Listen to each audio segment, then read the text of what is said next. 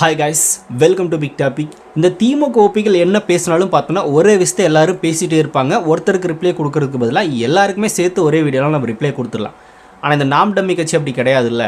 ஒன்று சைக்கோத்தனமாக இருக்கும், இன்னொன்று அறமெண்டலாக இருக்கும், இன்னொன்று பார்த்தோன்னா முழு மெண்டலாக இருக்கும், இன்னொன்று பார்த்தோன்னா நான் வந்து அறிவாளி அப்படின்னு நினச்சிட்டு பார்த்தோன்னா ஆக்கங்கட்ட கூவ மாதிரி பேசிக்கிட்டு இருப்பானுங்க. அந்த லெவல் இருக்கும். அப்படி இருக்கிற ஒரு நபருக்கு தான் நம்ம இப்போ பதிலடி கொடுக்க போகிறோம். யார் அப்படின்னா நம்ம சாக்கடை துரைமுருகன். அவர் வந்து ஒரு ட்வீட்டை போட்டிருக்காரு. விஜய் அவர்கள் காலில் விழுந்து மன்னிப்பு கேட்டார் அப்படின்ற மாதிரி நியூஸ் வெளியாச்சுல நேற்று. உடனே ட்விட்டரில் ட்வீட் போட்டாச்சு. விஜய் எல்லா காலில் விழுந்து மன்னிப்பு கேட்டிருக்காரு அப்படின்னா அந்த கரூர் சம்பவத்துக்கு நான் தான் காரணம், நான் மன்னிச்சிடுங்க அப்படின்றது ஒத்துக்கிற மாதிரியே இருக்கு, இது உண்மைதானே அப்படின்ற மாதிரி ஒரு ட்வீட்டை போட்டாச்சு. அவர் காலில் விழுந்து மன்னிப்பு கேட்குறது அதுக்காக கூட இருந்துட்டு போச்சு, அது ஒன்றும் பிரச்சனை இல்லை. ஏன்னா என்னை பார்க்க வந்தீங்க இப்படி ஒரு அசம்பவம் எனக்கே தெரியாமல் நடந்துருச்சு, அதனால் மன்னிச்சிடுங்கன்னு கேட்டு போகிறாரு. அதையெல்லாம் விட இங்கே நான் உங்களை வர வச்சதுக்காக மன்னிப்பும் கேட்டிருந்தார். பார்த்துருணும் இதெல்லாம் நடந்துச்சு.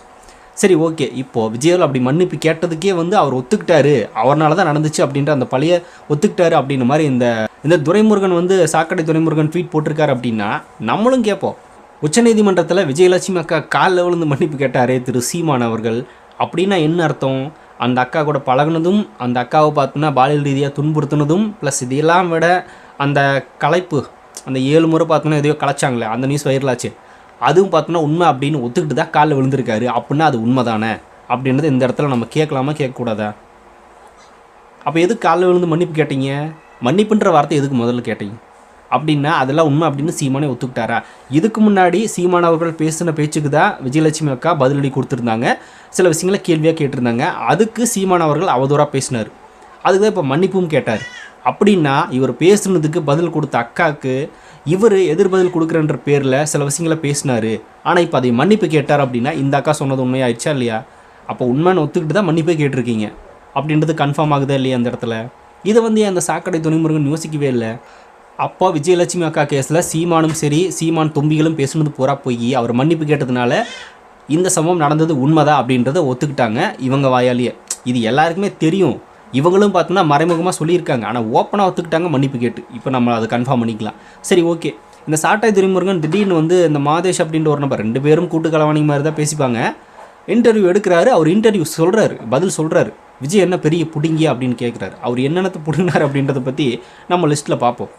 ஃபஸ்ட்டு முதல் விஷயம், அந்த 8% வாக்கு பார்த்தோன்னா நாம் டம்மி கட்சியிலிருந்து பிடுங்கிட்டார். அதனால் அவர் ஒரு மிகப்பெரிய புடுங்கி. கிடைக்க வேண்டிய 8% வாக்கை விஜய் அவர்கள் வந்தோடனே அந்த வாக்கை சிதைச்சிட்டாரு, அவங்ககிட்ட இருந்து அந்த வாக்கை பிடுங்கிட்டார் அப்படின்றதுனால விஜய் ஒரு பெரிய பிடுங்கி. ஓகே. அடுத்து இந்த தம்பிகள்கிட்ட திரள் நிதி வாங்கி அதில் பார்த்தோன்னா பிழைப்பு நடத்திட்டு இருந்தாங்கல்ல, அந்த திரள் நிதியில் மண்ணெல்லாம் போட்டார். அந்த பணத்தை இனிமேல் பார்த்தோன்னா அவங்களுக்கு கொடுக்க விடாமல் விஜய் பாதி பேர்கிட்ட பிடுங்கிட்டார். இனிமேல் உங்களுக்கு பணமே அனுப்பக்கூடாதுன்னு முடிவு பண்ணி பல பேர் பணம் அனுப்பாமல் போயிட்டாங்க. அந்த திரள் நிதியை விஜய் பிடுங்கிட்டார். இதனால் அவர் ஒரு பிடுங்கி. தமிழ் தேசியம் தான் எங்களோட உயிர் மூச்சு, திமுக தான் எங்களோட முதல் எதிரி அப்படின்னு பேசிகிட்டு இருந்தாங்க. இப்போ திமுகவோட சரண்டர் ஆனதுனால இவங்க முழு நேரம் திமுகவோட கொத்தடிமைகளாக தான் இருந்திருக்காங்க, அந்த புரோக்கர் வேலை பார்த்துக்கிட்டு அப்படின்ற அந்த முகத்திரையை தளபதி விஜய் அவர்கள் பிடுங்கிட்டாரு. அதனால் எல்லாருக்கும் வெட்ட வச்ச மாதிரி தெரிஞ்சு போச்சு. அதனால விஜய் அவர்கள் ஒரு பிடுங்கி தான். அதுக்கப்புறமா தமிழ் தேசியம் பேசுகிற அப்படின்ற பேரில் பார்த்தோன்னா தம்பிகளை ஏமாற்றிட்டு இருந்த இந்த நபர் திடீர்னு பார்த்தோன்னா வந்து திமுக ஆதரவு நிலைப்பாடு எடுத்ததுனாலேயே பெரியார் அவர்களை திட்டிட்டு மறுபடியும் திமுகவுக்கு ஆதரவாக பேசிகிட்டு இருக்கிறதுனால, இந்த இட்லி கடைக்கெல்லாம் ரிவ்யூ கொடுத்துட்டு இருந்ததுனால இவங்க ஒன்றுமே கிடையாது, சும்மா டம்மி, நம்ம முன்னாடி தமிழ் தேசியம் அப்படின்னு பேசிட்டு திராவிடத்துக்கு ஆதரவு தெரிவிச்சுட்டு திராவிடத்தில் வளர்ந்தவங்களுக்கு பார்த்தோன்னா சப்போர்ட் பண்ணிகிட்டு இருக்காங்க, இவங்க திராவிடர்கள் தான் அப்படின்ற அந்த ஒரு உண்மையை பார்த்தோன்னா இவங்க தலையில் ஆணி அடித்த மாதிரி பிடுங்கியிருக்காருல்ல, அதனால விஜய் அவர்கள் ஒரு பிடுங்கி அப்படின்னு நம்ம எடுத்துக்கலாம். இந்த லெவலில் இருக்குது இவங்களோட அரசியல். அதனால தான் தளபதி விஜய் அவர்கள் ஒரு பிடுங்கி அப்படின்னு நம்ம சொல்கிறது. இதையெல்லாத்தையும் விட திரைக்கவர்ச்சி மட்டுமே நாட்டாள தகுதி அப்படின்னு இப்போ வரைக்கும் பேசிகிட்டு இருக்கிற இந்த குரூப்பு ஒவ்வொரு நடிகனோட ரசிகர்கள்கிட்டையும் பார்த்தோன்னா அவங்களோட பஞ்சு டைலாக்கை பேசி, அவங்களோட பஞ்சு வசனங்களை பேசி, இவங்களுக்கு தேவை அப்படின்னா அஜித் ரசிகர்களோட வாக்கை வாங்குறதுக்கு அஜித்தை யூஸ் பண்ணுவாங்க, விஜய் ரசிகர்களோட வாக்கு வேணும் அப்படின்னா விஜய் யூஸ் பண்ணிப்பாங்க, ரஜினி எவ்வளோ திட்டினாலும் மறுபடியும் ரஜினிகிட்டே ஃபோட்டோ எடுத்துகிட்டு ரஜினி ரசிகர்கிட்டே ஓட்டு கேட்பாங்க. இந்த மாதிரி திரை கவர்ச்சியை கேவலமாக பேசிட்டு திரை நடிகர்களோட ரசிகர்கள்கிட்டயே பார்த்தோன்னா ஓட்டு பெற்று வாங்கிட்டு இருக்கிற இந்த ஒரு முட்டாள்தனமான நாம் டம்மி கட்சியோட முகத்திரையை விஜய் அவர்கள் எச்சா கிழிச்சு பார்த்தோன்னா அந்த முகமுடியை பிடுங்கிட்டாரு. அதனால் விஜய் அவர்கள் ஒரு பிடுங்கினே வச்சுக்கலாம். இந்த லெவல் இருக்குது இவங்களோட அரசியல். இவனுங்க தளபதி விஜய் அவர்களை கேள்வி கேட்குறாங்களாமா, அவங்க என்ன பிடிங்க அப்படின்ட்டு. அவர் வெள்ளத்தில் பாதிக்கப்பட்டதுக்கு 5 கோடி கொடுத்துருக்காரு. 5 கோடி கொடுத்துருக்காரு. உங்கள் கட்சி அவ்வளோ விலை போகாது. அந்த பிடுங்கிக்கு முதல் பதில் சொல்லுங்கடா. அவர் கொடுத்த அந்த உதவிக்கு உங்கள் கட்சியோட விலை வருமா? நீங்கள் வேணால் பல விஷயத்தை வாங்கி தின்றுருப்பீங்க, உங்கள் கட்சியோட விலை அவ்வளோ வருமா? அந்த ஒரு விஷயத்துக்கு அந்த ஒரு உதவிக்கு ஈடாகுமா அவங்களோட புடுங்கித்தனம் அப்படின்றது சத்தியமாக எவனை கேட்டாலும் தெரியாது. சீமான் இது நாள் வரைக்கும் திரள்நிதின்றது ஒன்று வாங்கியிருக்கீங்களா? அந்த திரள்நிதிக்கு உண்டான கணக்கு யாராவது காட்டியிருக்கீங்களா? எல்லா தம்பிகளும் பார்த்தோன்னா கொடுத்துருப்பாங்க. அந்த தம்பிகள் முன்னாடியெல்லாம் வேணாம், ஓப்பனாகவே பார்த்தோன்னா அறிவிங்க, இவ்வளோ அமௌண்ட் நாங்கள் இப்போ கலெக்ட் பண்ணியிருக்கோம், இவ்வளோ விஷயங்கள் பார்த்தோன்னா இதுக்கு செலவாயிருக்கு, இதுக்கு பார்த்தோன்னா நாங்கள் அதை யூஸ் பண்ணியிருக்கோம் அப்படின்னு ஒரு தடவையாவது கணக்கு காட்டியிருப்பீங்களாடா? கணக்கு காட்டினா பார்த்தோன்னா இப்படி கணக்கு காட்ட முடியும், எல்லாத்தையும் நீங்களே அட்டை போட்டுறதாச்சு. அப்படி இருக்கிறப்ப எப்படி கணக்கு பாட்டுவீங்க? புரோக்கர் வேலை பார்த்துக்கிட்டு பணத்தை பிடிங்கி தின்னுக்கிட்டு தம்பிகள்கிட்ட பார்த்தோன்னா ஏமாற்றிட்டு சுற்றுற குரூப் இது. இந்த குரூப்பு விஜய் அவரில் பார்த்தோன்னா பெரிய பிடிங்க அப்படின்னு கேட்குது. தளபதியோட தொண்டன் பார்த்தோன்னா அங்கங்கே இலவசமாக பால் முட்டை கொடுக்குறான்ல, அந்த கால் தூசி கூட ஈடாகாதுற உங்கள் கட்சி. அந்த முட்டைக்கு ஈக்குவல் ஆகுமா? அந்த பாலுக்கு ஈக்குவலாக வருமா உங்கள் கட்சி?